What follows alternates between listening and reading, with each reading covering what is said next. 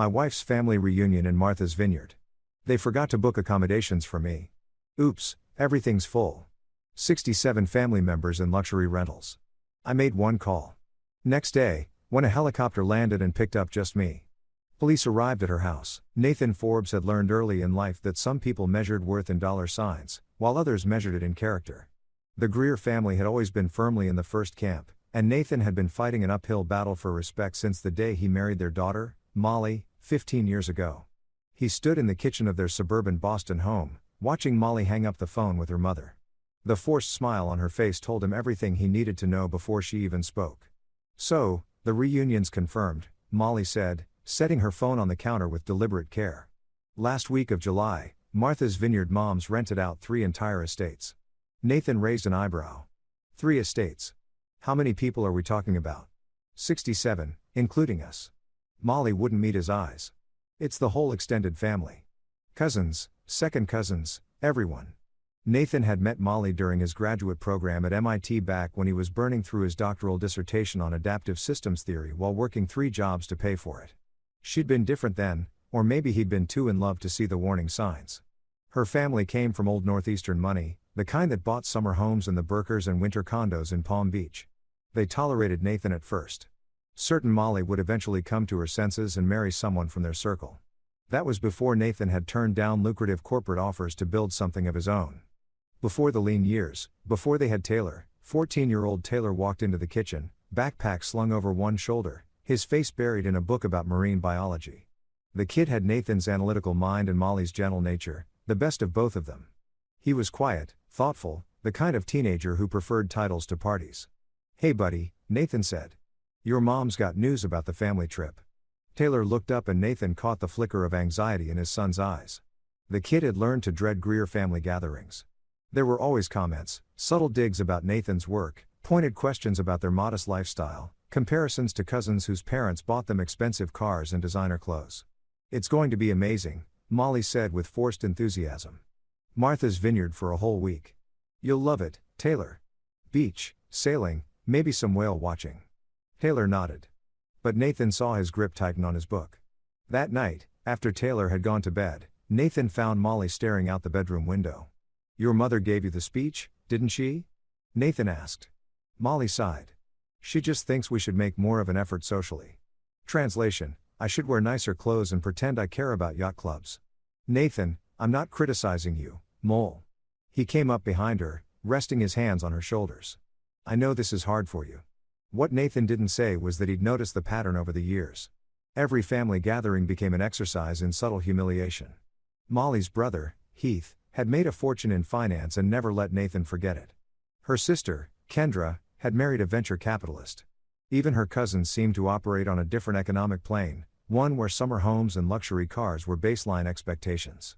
Nathan's own parents had passed away when he was in college, a car accident that left him orphaned and alone. He'd fought his way through MIT on scholarships and determination, built his consulting firm from nothing. But the Greers measured success in inheritance and connections, not grit and innovation. 2 weeks before the trip, the first red flag appeared. Molly was on the phone with her mother, voice tight with barely controlled frustration. "What do you mean the accommodations are set? I thought you said we'd discuss." "Yes, but Mom. Nathan and I can cover our own." "I understand," but she pressed her fingers to her temple. "Fine. Okay, I'll let him know." She hung up and looked at Nathan with apologetic eyes. "They've already assigned all the rooms and we're in the guest cottage at the Ashworth estate.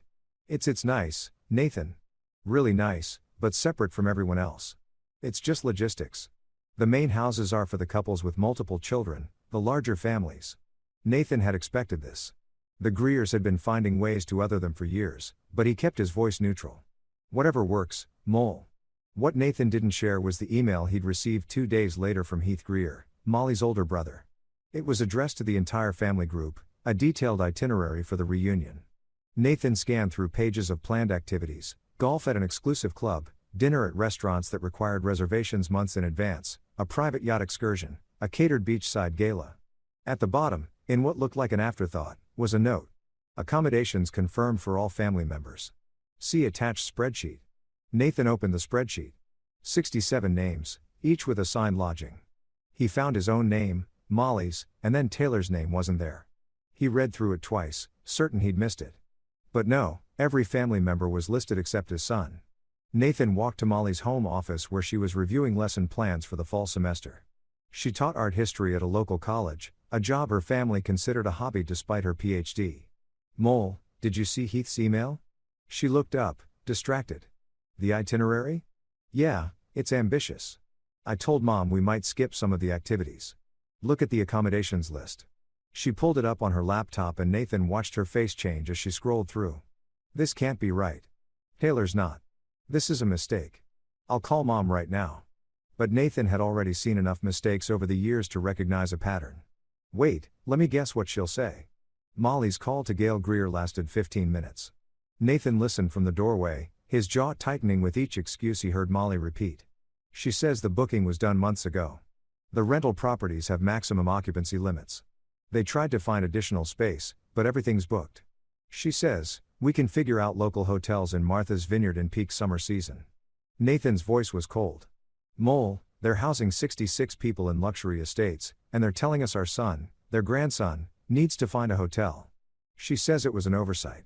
It's always an oversight with them." Nathan turned away before Molly could see the anger in his eyes. "Tell her we'll handle it." Over the next week, Molly made phone calls. Every hotel, every bed and breakfast, every vacation rental within a 20-mile radius of Martha's Vineyard was booked solid. She expanded the search to the mainland, looking at places in Falmouth and Woods Hole, but nothing suitable was available. Nathan watched his wife grow increasingly desperate, making call after call while her family sent group texts about excursion reservations and dinner plans. Not one of them acknowledged the problem they'd created. It was Taylor who finally broke Nathan's resolve. The night before they were supposed to leave, Nathan found his son sitting on his bed, carefully folding clothes into a small duffel bag. The larger suitcase sat empty in the corner. "Planning to travel light?" Nathan asked, keeping his tone casual. Taylor didn't look up. "I figured if there's no room for me, I should be ready too. I don't know. Maybe I can stay in the car or something." "Taylor, it's okay, Dad." His son's voice was steady, but Nathan could hear the hurt underneath. "I know Grandma Gail's family doesn't really. I mean, I get it. We're not like them." Nathan sat down on the bed beside his son. "Look at me, buddy." Taylor finally met his eyes, and Nathan saw the same expression he'd worn himself 1,000 times growing up. The look of someone who'd learned not to expect too much, to make themselves smaller, to fit into spaces that weren't built for them. "You listen to me," Nathan said quietly. "You're worth 10 of them. You're brilliant. You're kind. And you've got more integrity in your little finger than that whole family combined. Don't ever let anyone make you feel like you're not enough. But we don't have the money they have, Dad. We don't have the house or the cars, or money isn't the same as worth." Nathan put his arm around his son's shoulders. "I learned that the hard way. And I'll be damned if I let them teach you otherwise." After Taylor went to bed, Nathan sat in his home office staring at his phone. He'd sworn he'd never make this call, never cash in this particular chip. Pride had kept him silent for 15 years, had made him refuse every offer of help, every extended hand. But this wasn't about him anymore. He pulled up a contact he hadn't used in over a decade, and typed out a message. "Byron, it's Nathan Forbes. I know it's been a long time, but I need to ask you for something. Can we talk?" The response came less than a minute later. "Nathan, my God, man. I've been trying to reach you for years. Call me anytime, day or night." Nathan glanced at the clock. 11:47 p.m. He made the call. Byron Odom answered on the first ring. "Nathan Forbes, the man who disappeared into the suburbs. I thought you'd forgotten about your old college roommate. I've been busy, Byron. Too busy for the guy who lived on ramen noodles with you in that shoebox apartment at MIT." Byron's voice was warm without judgment. "I read about your consulting firm. Impressive work. You always were the smartest person in any room." Nathan had met Byron during their freshman year at MIT. They'd been assigned as roommates in the overcrowded dorms. Nathan on a full scholarship. Byron the heir to a shipping fortune worth billions. They should have had nothing in common. Instead, they'd become brothers. Byron had seen Nathan at his lowest, working 3 jobs while maintaining a perfect GPA, eating dollar store pasta for weeks at a time, studying while exhausted enough to fall asleep over his textbooks. And Byron had never once made Nathan feel less than equal. When Byron's family hosted charity galas, he'd invite Nathan. When Byron got a new car, he'd offer Nathan the keys to his old one without making it feel like charity. Nathan had always refused. Pride maybe, Or fear that accepting help would prove what the Greers had always implied, that he needed their world more than they needed him. After graduation, Byron had taken over his family's empire, expanding it into technology and renewable energy. His name appeared in Forbes and Fortune. He moved in circles where CEOs and senators were casual acquaintances. Nathan had deliberately pulled away, building his life without those connections. Now he was breaking 15 years of silence to ask for help. "I need to ask you for something," Nathan said. "For my son," he explained the situation, the family reunion, the forgotten accommodation, Taylor's tears. He kept his voice level factual. But Byron had always been able to read between his words. "Those people did this deliberately," Byron said, his voice hard. "Yeah. And you've been dealing with this kind of treatment for how long?" 15 years. A long silence. Then Byron laughed, not with humor, but with the kind of dark amusement that came from recognizing an opportunity. "Nathan, do you know what I've been doing for the past decade while you've been ignoring my calls? Building your empire, among other things, but I've also been waiting for you to finally ask me for help with something, anything." Byron's tone shifted, became businesslike. "Here's what's going to happen. You and Taylor are going to Martha's Vineyard as planned. I want you to show up at that family gathering. Let them see Taylor's face when he realizes there's nowhere for him to stay. Let them twist the knife." "Byron, trust me, how dramatic do you want this?" Nathan thought about Taylor's expression as he packed that small duffel bag. Thought about 15 years of subtle humiliation, of watching his wife apologize for his existence, of seeing his son learn to make himself invisible. "Very," Nathan said, "perfect. I'll handle everything. Just play along and keep your phone on. Tomorrow's going to be interesting." They talked for another hour. Byron catching up on the years they'd missed. Nathan finally dropping the walls he'd built. By the time they hung up, Nathan felt something he hadn't experienced in years. Anticipation. The next morning, the Forbes family loaded their car for the drive to Cape Cod. Taylor was quiet, his duffel bag at his feet, his expression resigned. Molly chatted nervously about the beach, about the activities they could do on their own, trying to paint optimism over the disaster they were driving toward. They caught the ferry to Martha's Vineyard in the afternoon, the sun bright on the water. Taylor stood at the railing, watching the mainland recede, and Nathan stood beside him. "It's going to be okay, buddy," Nathan said. Taylor nodded but didn't answer. The Greer family had taken over a section of Edgerton, 3 massive estates along the waterfront, each property worth millions. When Nathan pulled up to the designated meeting point, the first thing he saw was the sheer scale of wealth on display. Luxury vehicles lined the circular driveway. Family members gathered on the expansive lawn, glasses of champagne in hand, children running between them. Gail Greer stood at the center of it all, holding court. She was a tall woman in her late 60s, elegant in white linen, her silver hair perfectly styled.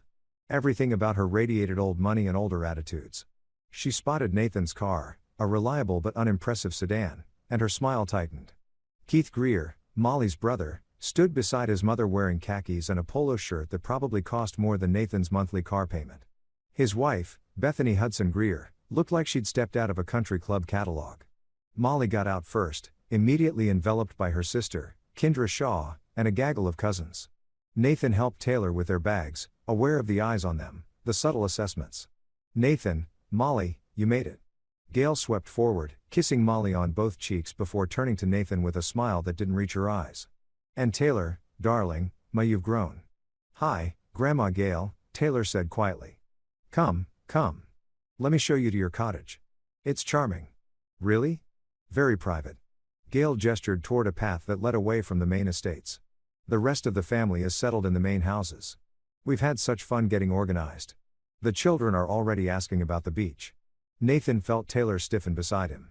Molly was already walking with her mother, and Nathan caught the moment she asked, "Mom, what about Taylor's room?" "Oh." Gail's hand flew to her throat in a performance of surprise that wouldn't have fooled the child. "Oh dear, Molly. Darling, I thought you understood. The properties have strict occupancy limits. We did the booking months ago and well, it simply didn't work out. I'm sure Taylor can find somewhere comfortable. Perhaps one of the hotels in town." Molly stopped walking. "Mom, I called every hotel within 20 meters. Everything's booked." "Oh my, how unfortunate." Gail's tone suggested she found it more inconvenient than unfortunate. "Well, perhaps Taylor could share a room with one of his cousins." Heath appeared at his mother's elbow, drink in hand. "Actually, the kids are already settled and pretty packed in. It would be tight to add another." "He's your nephew," Nathan said, his voice carefully controlled. Heath shrugged. Look, Nathan, I get it. Bad planning all around, but we can't just kick people out of rooms. Maybe Taylor can camp. Some of the older cousins were talking about setting up tents on the beach. Could be fun. Nathan felt Taylor's hand grip his arm. When he looked down, his son's eyes were wet, his jaw clenched against tears. It's fine, Taylor whispered. Dad, it's fine. We can just go home. And there it was, the moment that crystallized everything. His 14-year-old son surrounded by 66 family members in luxury estates, being told he should be grateful for the option to sleep in a tent. Being taught that his place in this family was conditional, lesser, disposable. Nathan looked at Molly, who stood frozen between her family and her son, her face pale. He looked at Gail, whose expression showed performative concern, but no actual remorse. He looked at Heath, smirking behind his drink. Then Nathan pulled out his phone and made a show of checking the time. You know what? I think I'll make a call. See if I can't find us something better than a tent. Heath snorted. Good luck with that. Everything's booked, man. We've been planning this for a year. Nathan smiled and walked a few steps away, pressing Byron's number. His old friend answered immediately. Right on schedule, Byron said. Are they being as awful as you described? Worse. Perfect. Give me 45 minutes. Nathan returned to where Taylor stood, his son's shoulders hunched with humiliation. He put his arm around the boy and spoke loudly enough for the nearby family members to hear. Change of plans, buddy. I just called an old friend. Nathan, Molly started, but he held up a hand. We're going to see another option. One I should have considered from the start. Gail's expression shifted to confusion. Another option? Darling, I really don't think you'll find anything available. We'll see. Nathan checked his watch. Should be here soon. The next 40 minutes were excruciating. The Greer family continued their reunion around them. Children playing on the lawn, adults circulating with drinks and appetizers. Nathan and Taylor stood apart, waiting while Molly hovered between her family and them, clearly torn. Kendra Shah approached. Her husband Leandro Gaines beside her. Nathan. Molly says there's a problem with accommodations. I'm sure we can figure something out. Maybe Taylor could take a sofa. In which house? Nathan asked. Kendra glanced at her husband who shrugged. Our place is pretty full. The kids have their cousins staying with them, right? Nathan didn't elaborate. Then he heard it, the distant thrum of helicopter blades. The sound grew louder, and conversations on the lawn began to falter. People looked up, shading their eyes against the sun. The helicopter appeared over the tree line, a sleek black machine that spoke of serious money, and it descended toward the open lawn with practiced precision. What on earth? Gail began. The helicopter touched down 50 yards away, grass whipping in the rotor wash. Nathan felt Taylor's hand grip his arm again, but this time it wasn't in distress. It was in wonder. A man in a pilot's uniform stepped out, approached Nathan, and extended his hand. Mr. Forbes? Mr. ODM sent me. We're ready when you are. Nathan shook his hand. Give us 5 minutes to grab our bags. The lawn had gone completely silent. 66 Greers stood frozen, watching as Nathan and Taylor walked back to their car and retrieved their luggage. Molly hurried after them. Nathan, what is this?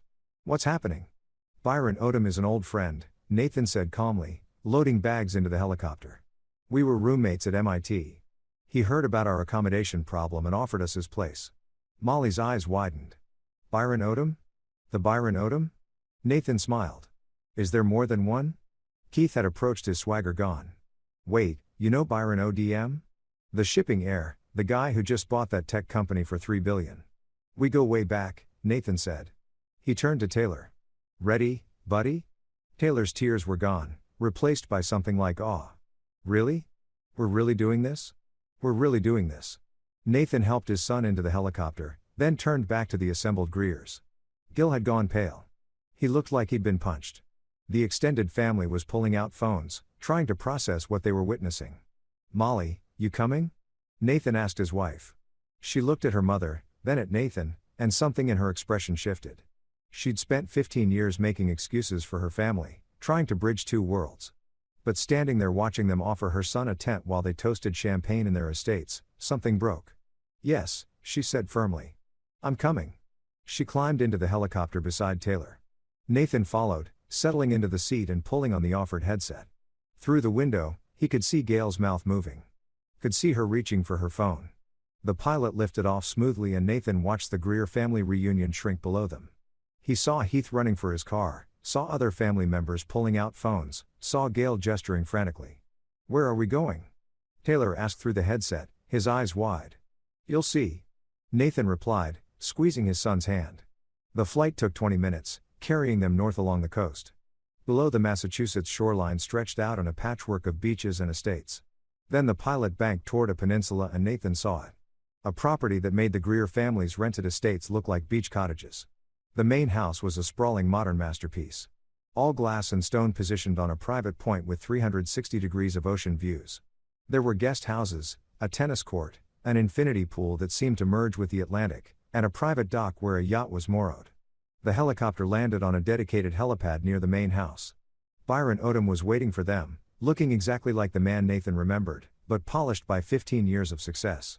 He wore casual linen like it was tailored, which it probably was, and his smile was genuine. "Nathan Forbes," Byron pulled Nathan into a hug. 15 years and you still won't accept help without a crisis forcing your hand." "I'm working on it," Nathan said. Byron turned to Taylor. "And you must be the young man who's been denied basic hospitality by people who should know better." "I'm Byron." Taylor shook his hand, still processing everything. "Thank you for this, sir." "Byron is fine, and don't thank me.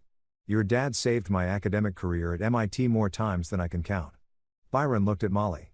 "Mrs. Forbes, I've heard a lot about you over the years." "All good things, I hope," Molly said weakly. "Only the truth. Come on, let me show you around." The estate was extraordinary. The main house alone had 12 bedrooms, each with en-suite bathrooms and ocean views. Byron led them through rooms filled with art and elegant furniture, explained the amenities: a private chef, staff on call, access to the yacht, jet skis, a stocked library, a home theater. "This place belonged to my grandfather," Byron explained. "He bought it in the 60s. I've updated it, but the bones are the same. I don't use it as much as I should. Too busy with work. You're welcome to stay as long as you'd like." Taylor couldn't stop staring at everything. This is incredible. "I'm glad you like it." Byron winked at Nathan. "Your dad and I spent 4 years eating ramen and studying until 3 a.m. We always said if we ever made it, we'd remember what mattered. He kept his word. I'm still working on it." They settled into rooms in the main house. "Not the guest quarters," Byron insisted, "but the primary suites." Nathan's room had a balcony overlooking the ocean.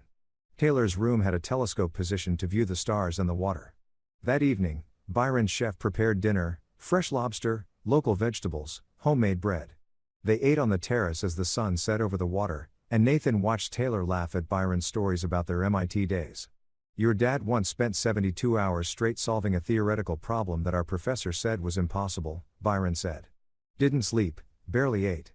When he finally solved it, the professor accused him of cheating because no one could do that alone." "What did you do?" Taylor asked his father. "I showed my work," Nathan said. "All 70 pages of it." Byron raised his glass. "Your dad is the most brilliant person I've ever known, and I've known a lot of smart people." Molly was quiet through dinner, and Nathan could see her processing everything, not just the estate, but the revelation of his past, the connections he'd never mentioned. After Taylor went to explore the library, she cornered Nathan on the terrace. "Why didn't you ever tell me about Byron?" she asked. "About any of this?" "Because it wasn't mine to claim," Nathan said. "Byron's success is his. I built what I have on my own." "But you could have, Nathan. My family has been treating you like you're beneath them for 15 years. One mention of knowing Byron Odom would have shut them up." "Would it have? Or would they just have seen me as someone who relied on his connections instead of his own work?" Nathan turned to face her. "Mole, I don't care what your family thinks of me. I never have, but I care what they do to Taylor. And tonight, they crossed the line." Molly's phone buzzed for the 20th time. She glanced at it and winced. "My mother has called 47 times. "You should answer," Nathan said. "Put her on speaker." Molly hesitated, then took the call. Gail Greer's voice came through high and strained. "Molly? Molly? Where are you? We've been trying to reach you for hours." "We're at Byron's estate," Molly said. "Byron's? You mean Byron ODM's estate? The one that was just on the news?" Nathan leaned closer to the phone. "What was on the news, Gail?" There was a sharp intake of breath. "Nathan, we didn't realize you knew Mr. Odom. If we had known. If you had known I had powerful friends, you would have treated my son better." Nathan's voice was soft, dangerous. "That's your defense?" "No. No, of course not. It was a misunderstanding about the accommodations. These properties have strict rules. About occupancy limits. Yes, I heard that explanation. Interesting how those limits applied to everyone except the 66 other family members. Silence then. Nathan, this is ridiculous. You're being dramatic. We would have figured something out. You figured out champagne and catered appetizers. You figured out yacht excursions. You figured out how to make a 14-year-old boy feel like he didn't matter. Nathan's voice remained steady, controlled. But you know what? I figured something out, too. What's that supposed to mean? It means I'm done. Taylor and I are going to spend the week here enjoying Byron's hospitality. You and your family can enjoy your reunion. But what about our activities? The family dinners? The gala? Nathan almost laughed. You wanted us at the gala? The one you didn't book accommodations for Taylor to attend? Nathan, please. He hung up. Molly stared at him. That was brutal. It was necessary. Nathan looked at his wife. Really looked at her. Mole, I need you to understand something. I have never cared about impressing your family. Never. But I do care about protecting our son from learning that his worth is determined by other people's narrow, shallow measurements. I know you're right. I know you're right. Molly's voice broke. They're my family, Nathan. I keep thinking if I just try harder, if I can just make them see what? That we're good enough. That we deserve basic respect. Nathan took her hands. You can't make people value what they've decided is beneath them. And I'm tired of watching you try. The next morning, Nathan woke to find Byron on the terrace, coffee in hand, reading something on his tablet. He looked up when Nathan joined him. Your mother-in-law called my office 6 times yesterday. Byron said, my assistant is very confused. Sorry about that. Don't be. I'm enjoying this immensely. Byron handed Nathan coffee. I looked into the Greers last night. Old Boston money descended from shipping merchants, family trust worth about $40 million spread across various relatives. They sit on charity boards and country club committees. Very respectable and they're about to have a very bad day. Byron's smile was sharp. I made some calls. Turns out 3 of the estates they're renting. I know the owners. They're friends of friends. I had interesting conversations about deposit terms and cancellation clauses. Nathan raised an eyebrow. Byron, relax. I'm not kicking them out. I'm just making sure certain people know who they've been treating poorly. Byron leaned back. Also, the country club they're planning to visit. I'm on the board. So is my cousin. We're having lunch there tomorrow. I thought you and Taylor might join us. That's not necessary. Nathan, you spent 15 years refusing my help because you're proud and stubborn. Now you finally let me in. Don't make me waste this opportunity. Byron's expression softened. These people hurt your kid. Let me have a little fun with them. Taylor emerged then, still in pajamas, looking like he'd slept better than he had in weeks. Is that a yacht? He asked, staring at the dock. It is, Byron said. Want to take it out today? We could go whale watching. We're sailing. Or just cruise around and eat lobster rolls. Taylor looked at Nathan, who nodded. Whatever you want, buddy. Can we go whale watching? Really whale watching? Not like the tourist boats. Byron grinned. Already planned. We leave in an hour. They spent the day on the water, just the 4 of them and Byron's captain. The yacht was absurd. A 60-footer with multiple decks, a full galley, and more technology than Nathan's consulting firm. But Taylor didn't care about the luxury. He cared about the humpback whale they spotted breaching half a mile from the boat. About the pilot whale pod that swam alongside them. About the marine biologist Byron had hired to come along and answer Taylor's endless questions. Nathan watched his son lean over the railing, binoculars pressed to his face, and felt something loosen in his chest. This was what Taylor deserved, not tents and sofas and afterthought accommodations, but this joy, this belonging. That evening, Byron's phone rang. He glanced at the screen and laughed. It's Garrison Ashworth. He owns one of the estates your in-laws rented. Don't answer on my account, Nathan said. Byron answered anyway, putting it on speaker. Garrison, how's the island, Byron? I need to ask you something. Garrison Ashworth's voice was cultured. Careful. I have a family, the Greers, renting my property this week. They're claiming to be close friends of yours. Never heard of them. That's what I thought. They've been calling my property manager, asking for special accommodations, dropping your name. When I heard Nathan Forbes was staying at your estate, I wanted to verify. Nathan's my best friend from MIT. The Greers are his in-laws, and they've been treating him like garbage for 15 years. They forgot to book accommodations for his 14-year-old son at this family reunion. A long pause. They what? Forgot. Can you imagine? 67 family members in luxury rentals, and they forgot one child. That's unconscionable, isn't it? Byron's voice was pleasant, but Nathan heard the steel underneath. Nathan's too polite to make a fuss. Me? I'm making a fuss. They talked for a few more minutes. Byron catching up with his friend. Nathan listening in growing disbelief. When Byron hung up, he looked satisfied.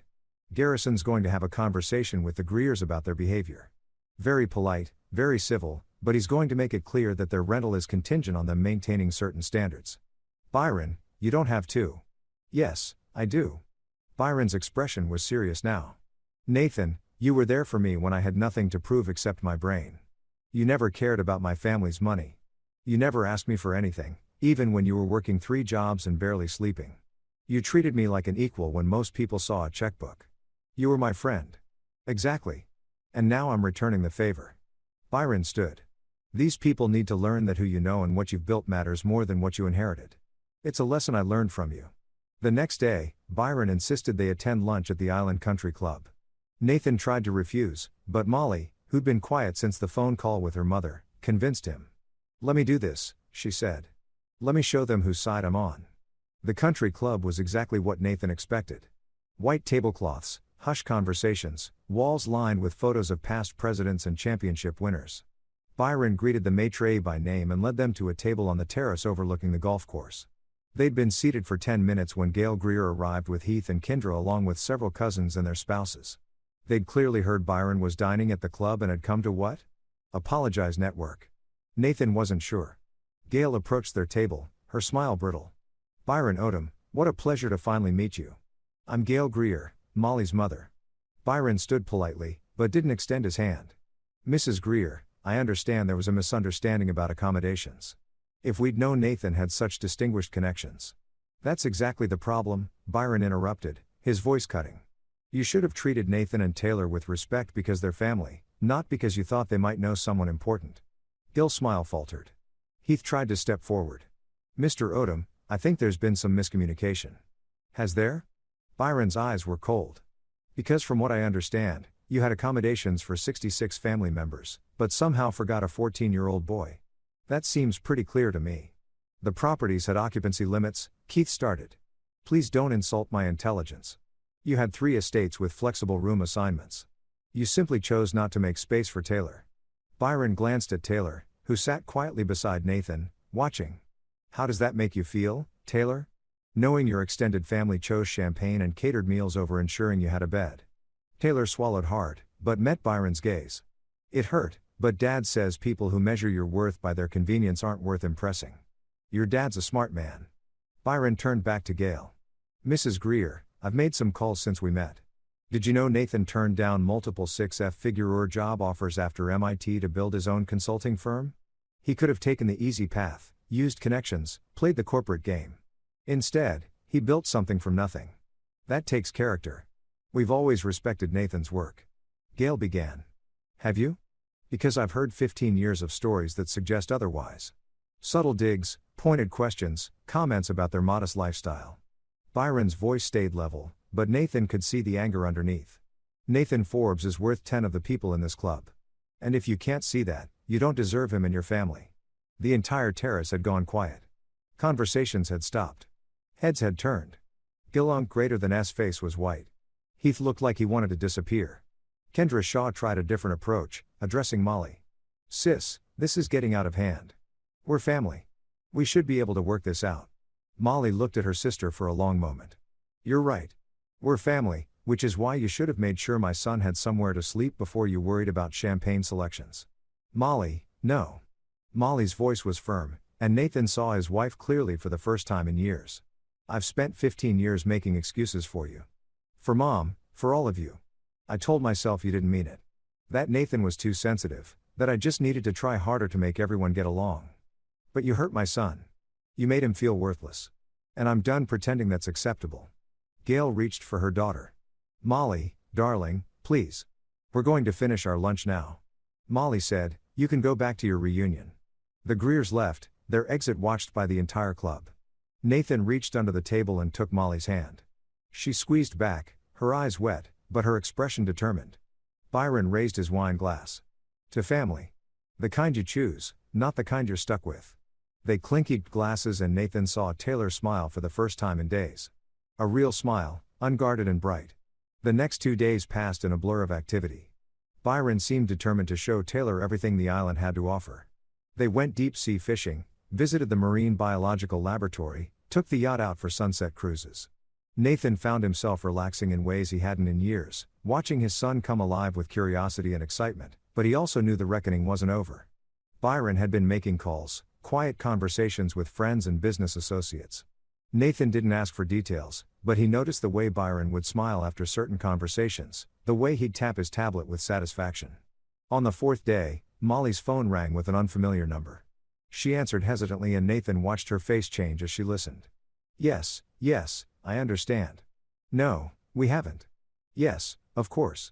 Thank you for letting me know. She hung up and looked at Nathan with wide eyes. That was the rental company managing one of the estates. They're asking Mom's family to vacate early due to contractual violations. What kind of violations? Nathan asked, though he suspected he knew. Something about misrepresenting their connections and making inappropriate demands of the property management. Molly looked at Byron, who was studiously examining his coffee.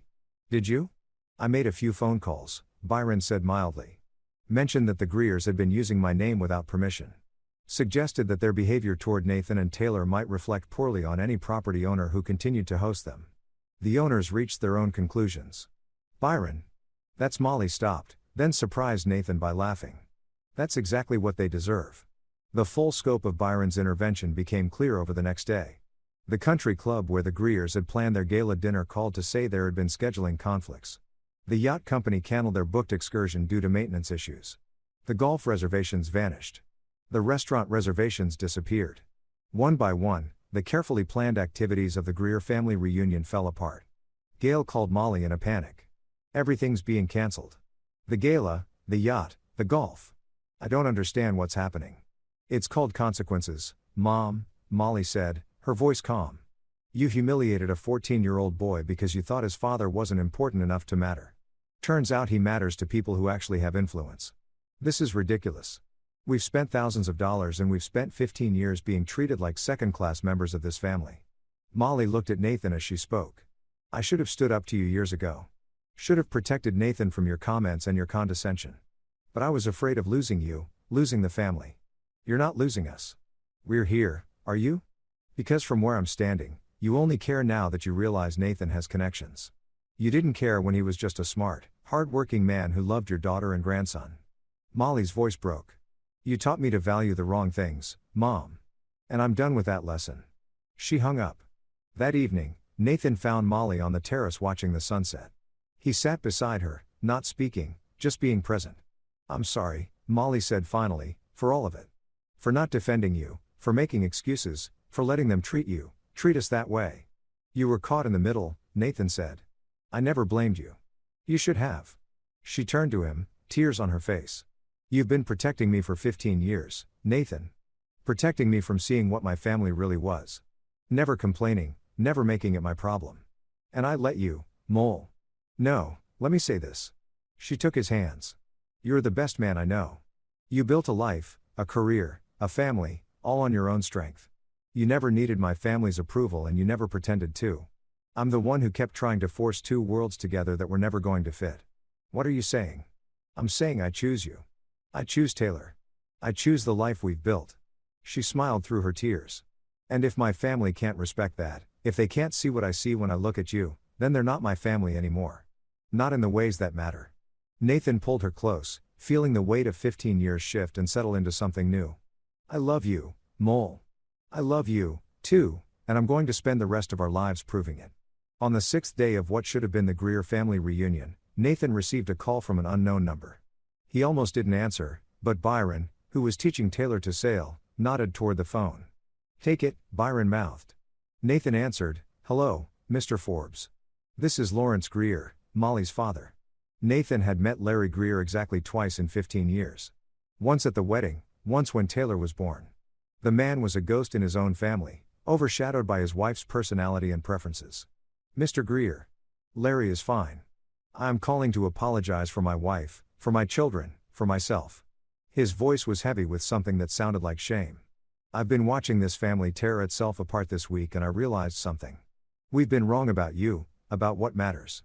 Okay, Nathan said, not willing to give more than that. Gail comes from a world where appearances and connections mean everything. I thought marrying into that world would make me someone better. Instead, I became someone smaller. Larry cleared his throat. You're everything I should have been. Self-made, principled, present for your son, and we've spent 15 years trying to make you feel lesser because it was easier than examining our own failures. Nathan didn't respond, waiting. I don't expect forgiveness. I don't expect you to accept this apology, but I wanted you to know that at least one member of this family sees you clearly, sees what we've lost by not appreciating what we had. Larry paused. Taylor is a remarkable boy. He gets that from you. And if Molly has the sense, I hope she does. She'll hold on to you with everything she has. She does, Nathan said quietly. And I'm holding on to her, too. Good. That's good, Larry hesitated. For what it's worth, I'm having words with my wife and children. There will be changes. I can't promise there'll be enough, but there'll be something. After they hung up, Nathan stood on the terrace processing the conversation. Byron joined him, handing him a beer. Deathbed conversion? Byron asked. Something like that. Molly's father apologized. And how do you feel about that? Nathan thought about it. One apology doesn't erase 15 years, but it's a start. Maybe you're more forgiving than I'd be. Byron said, I'm not forgiving. I'm just tired of carrying anger. Nathan looked at his friend. Thank you for all of this. For giving Taylor a week he'll never forget. For showing Molly's family that their metrics don't define worth. Thank you for finally letting me help. Byron clinked his beer against Nathan's. And for the record, I'm not done. Your consulting firm. You're doing good work, but you're limiting yourself. Why? Because I don't want to owe anyone. What if you're not owing? What if we're partnering? Byron's eyes gleamed with the same look he'd had at MIT when he was working through a complex problem. I've been looking into sustainable technology solutions. Your expertise in adaptive systems would be perfect for some projects. I'm developing real work, Nathan. Not charity, not connections, a genuine partnership. Nathan felt the old instinct to refuse to maintain independence. But he thought about Taylor on the yacht, about Molly finally standing up to her family, about 15 years of pride that had accomplished what exactly? Tell me more, he said. They talked late into the night, Byron laying out projects that would challenge Nathan's skills. Nathan pushing back with questions and refinements. It felt like MIT again. Two minds working in tandem, building something neither could create alone. The next morning, their last full day at the estate, Byron gathered them all for breakfast on the terrace. I have a proposition, Byron announced. This estate sits empty most of the year. I'm here maybe 2 weeks annually. It seems like a waste. It's an incredible property, Molly said. It is, which is why I want you to use it whenever you want. Summers, weekends, holidays. Byron looked at Taylor. Especially you, kid. You should be able to study marine biology in an environment that feeds that interest. Byron, we can't. Nathan started. You can and you will. This isn't charity, Nathan. It's friendship. It's what friends do. Byron leaned forward. You gave me something at MIT that I'd never had before. Someone who saw me as just Byron, not as my family's heir. Someone who valued my mind over my money. That was priceless. Let me return the favor. Taylor looked at his father with pleading eyes. Nathan felt the last walls of his pride crumble. Okay, he said. Thank you. Good. Now, I have one more surprise. Byron stood. Follow me. He led them down to the dock where a smaller boat was moored. Not the yacht, but a beautiful 30-foot sailboat perfectly maintained. This was my grandfather's, Byron said. He taught me to sail on this boat. I want Taylor to have it. Byron. Nathan couldn't find words. I'm serious. It's too small for me to use regularly, but it's perfect for learning. Taylor showed real aptitude yesterday, and it'll give him a reason to keep visiting. Byron put his hand on Taylor's shoulder. If your dad says yes. Taylor's eyes were wide. Dad. Nathan looked at his son at the hope and excitement on his face and realized that sometimes accepting generosity wasn't weakness. Sometimes it was wisdom. Yes, Nathan said. Yes, we accept. Taylor threw his arms around Byron. Then Nathan, his joy impossible to contain. Molly was crying and Nathan pulled her close. The four of them standing on the dock as morning sun sparkled on the water. On their last evening, Byron insisted on a proper dinner. The full formal dining room, his chef preparing a multi-course meal, candles and wine in celebration. They dressed up. Taylor borrowing one of Byron's old blazers. Molly wearing a dress she'd packed for the Greer family gala she'd never attend. Over dessert, Byron raised his glass. To Nathan Forbes, the man who taught me that wealth without character is just numbers in an account. And to Taylor, who reminds me why it matters to stay grounded. And to Molly, who had the courage to choose her own family over her family's expectations.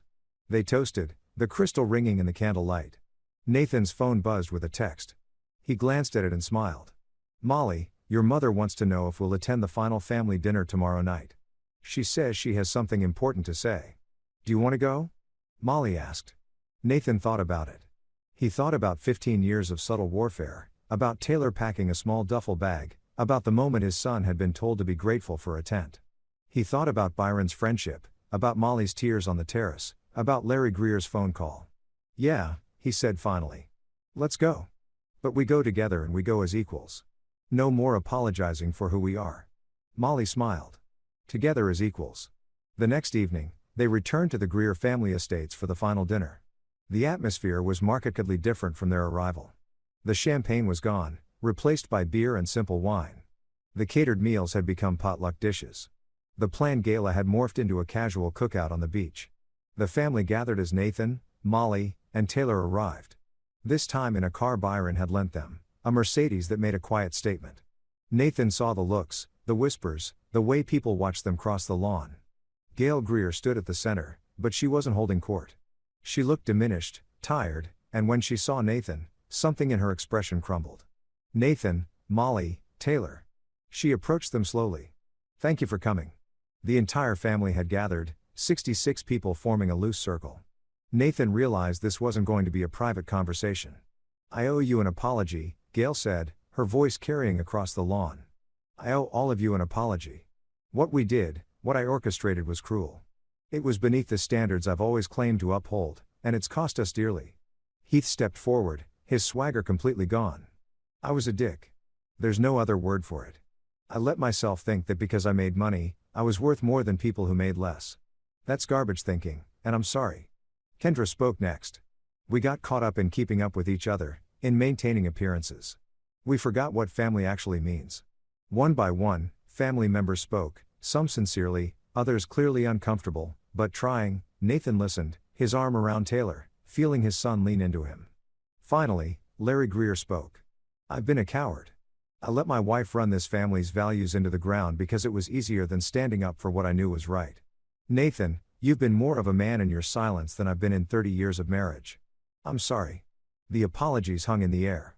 Nathan felt Molly squeeze his hand, felt Taylor watching him, waiting to see what he would do. I accept your apologies, Nathan said finally. But accepting them doesn't mean forgetting. It doesn't mean everything goes back to how it was. He looked at each family member in turn. Taylor is 14 years old. He's smart. He's kind. And he deserves to grow up knowing his worth isn't determined by how much money his father makes or what connections he has. If this family can respect that, can respect him, then we can move forward. But if not, we're done. We can, Gail said quietly. We will. And one more thing, Nathan's voice hardened. Molly is done being caught in the middle. Done making excuses for you. Done apologizing for me. She's my wife. She's Taylor's mother, and she's her own person. You'll treat her as all three with respect. Understood. Understood. Multiple voices echoed. The dinner that followed was awkward but genuine. People asked Taylor about his interests, listened to him talk about marine biology without condescension. Heath made an effort to talk to Nathan about his consulting work without comparing it to his own career. Kendra apologized to Molly privately for years of passive-aggressive comments. It wasn't perfect. It wouldn't erase 15 years, but it was something. As the evening wound down, Nathan found himself standing at the edge of the beach with Larry Greer, watching the sunset. My wife has spent 30 years building a family on foundation of sand, Larry said. Money, connections, appearances. It took watching it crumble in a week to realize what we'd lost along the way. What did you lose? Nathan asked. Authenticity, joy, the ability to value people for who they are rather than what they represent. Larry looked at Nathan. You never lost that. Even when we tried to grind it out of you, you held on. That takes strength I don't have. You found it this week. Maybe. Or maybe I just finally got tired of being small. Larry extended his hand. I hope you'll give us a chance to do better. Not for my sake, but for Molly's, For Taylor's. Nathan shook his hand. One day at a time. They drove back to Byron's estate that night. The three of them quiet in the car. Taylor fell asleep in the back seat, exhausted from the emotional weight of the week. Molly reached over and took Nathan's hand. "Thank you," she said. "For what?" "For being exactly who you are. For never compromising. For showing me what matters." She squeezed his fingers. "And for loving me even when I didn't deserve it. You always deserved it, Mole. You just needed to believe it yourself." The next morning, they packed to leave. Byron met them on the terrace for coffee. His eyes tired but satisfied. "So," Byron said, "think you'll come back?" "Try to keep us away," Nathan said. "Taylor's already planning his sailing schedule." "Good." And Byron set down his coffee. "That partnership I mentioned, I'm serious about it. I've already had my lawyers draw up preliminary terms. Equal partnership, shared decision-making, your expertise, my resources, building something that actually matters." Nathan felt the last vestiges of his old resistance fade. "Send me the documents. Let's do this." Byron grinned. "Welcome back to the world, Nathan Forbes." They flew back on Byron's helicopter, watching Martha's Vineyard receded below them. Nathan saw the three Greer estates, saw the family members packing up their cars, preparing to return to their lives. He wondered if any of them would actually change or if this week would fade into family mythology. Another story to tell at future gatherings. But it didn't matter because he'd changed. Molly had changed. Taylor had learned a lesson about worth and dignity that would serve him for life. As Boston appeared on the horizon, Taylor leaned forward in his seat. "Dad," he said through the headset. "Can we really use the sailboat whenever we want?" "That's what Byron said. And we can go back to the estate. Anytime." Taylor was quiet for a moment. "Then I'm glad everything happened the way it did. I mean, I wish Grandma Gail hadn't been mean. But if she hadn't, I wouldn't have gotten to spend a week with Byron. Wouldn't have learned to sail. Wouldn't have seen you stand up to them." Nathan turned to look at his son. "You would have been fine sleeping in a tent, wouldn't you? You would have made the best of it." "Maybe, but I'm glad I didn't have to." Taylor smiled, and it was the same open, genuine smile Nathan had seen on the yacht. "I'm glad you called Byron. I'm glad you have friends who see how awesome you are. You're pretty awesome yourself, buddy." They landed at a private airfield outside Boston where their car was waiting. Byron had insisted on having it driven there. One final gesture of the week. As Nathan loaded their bags, Byron pulled him aside. "That family of yours is going to try to change." Byron said, "Some of them might even succeed. But Nathan, don't let them take advantage of your forgiveness. Don't let them think this week means everything's forgotten." "I won't. But I also can't spend the rest of my life fighting them. For Molly's sake, for Taylor's sake, I have to give them a chance to do better." "Fair enough. Just remember, you don't owe them anything. You already gave them 15 years of patience. If they blow this chance, that's on them." Nathan hugged his friend. "Thank you for everything."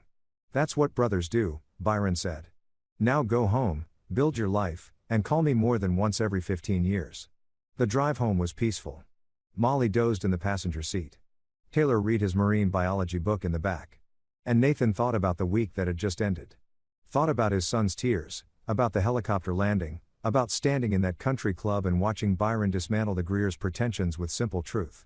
He thought about partnership offers and summer sailing and the weight of pride. He'd finally sat down. When they pulled into their driveway, their modest, comfortable, perfectly adequate house, Taylor jumped out and ran to the door, calling out that he wanted to video chat with Byron about sailing techniques. Molly stayed in the car with Nathan for a moment. "Are we going to be okay?" she asked. "With my family? With everything?"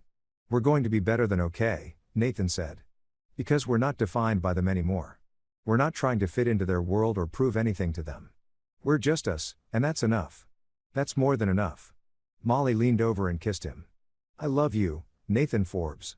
Thank you for not giving up on me." "Never," he said. Inside, Nathan's phone buzzed with an email. The partnership documents from Byron's lawyers, comprehensive and generous, but also an email from Larry Greer with the subject line, "Moving Forward." Nathan opened it. "Nathan, I wanted to follow up on our conversation. I've had long talks with Gail and with our children. We're making changes, real ones, not just performative gestures for show. Heath is taking a sabbatical from work to reconsider his priorities. Kendra is in therapy dealing with her own issues around worth and validation. Gail as well, Gail is trying. I know you have no reason to believe this is real, but I wanted you to know that Taylor has an education fund waiting for him. Not from the family trust, from me personally. Money I've been setting aside for years because I knew Gail would never approve. It's his regardless of what happens between our families. Because he deserves it and because you shouldn't have to carry that burden alone. We lost 15 years being blind to what mattered. I don't expect to get them back, but I hope we can build something new, something better, Larry. Nathan read the email twice, then showed it to Molly. She cried and Nathan held her, understanding that some wounds took time to heal, that some bridges could be rebuilt even after burning. That night, after Taylor went to bed, Nathan stood in his home office looking at the consulting projects on his desk, the partnership documents from Byron, the email from Larry. He thought about the version of himself who'd refused help, who'd built everything alone, who'd taken pride in needing nothing from anyone. That man had been strong, but he'd also been alone.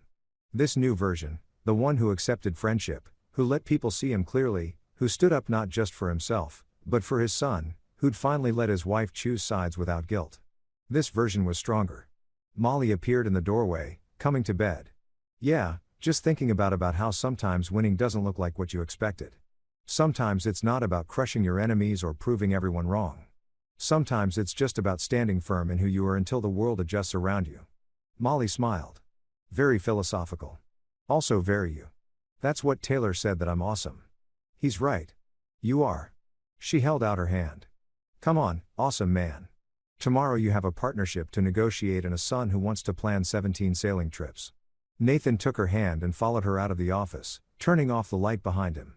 In the darkness, his phone lit up with one more message from Byron. Already missing you guys. Next summer at the estate, we'll make it annual tradition. Also, I have some ideas for projects that could really change things. Call me tomorrow. Nathan smiled and typed back, absolutely. And Byron, thanks for teaching me that letting people help isn't weakness. It's wisdom. The response came immediately. You taught me that first, Nathan. I'm just finally returning the favor. Nathan put his phone away and went to bed beside his wife in his modest house with his brilliant son asleep down the hall in a future that suddenly seemed brighter than any helicopter ride or ocean view estate. Because in the end, the Greers had tried to measure him by their metrics and found him lacking. But Byron, Taylor, and Molly, the people who actually mattered, measured him by the only metric that counted: character, integrity, love. And by that measure, Nathan Forbes was wealthy beyond imagination.